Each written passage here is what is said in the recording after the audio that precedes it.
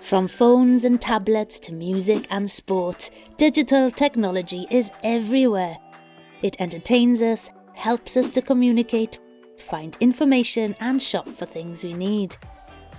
Understanding technology can affect our goals, dreams and ambitions.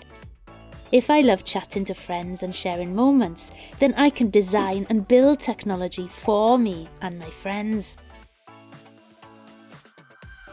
The BBC Microbit is designed to inspire young people, providing the key knowledge, understanding and skills to become creators, not just users of technology.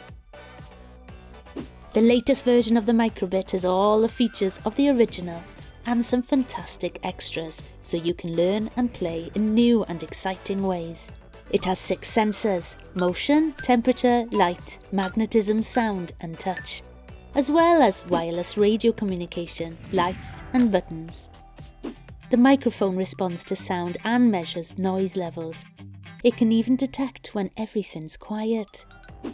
With a speaker, you can play the sounds you create instantly, making it easier to add music to your inventions. The Microbit logo is now a touch sensor. You can program to react to your touch to build even more exciting creations. The BBC Microbit is small but mighty.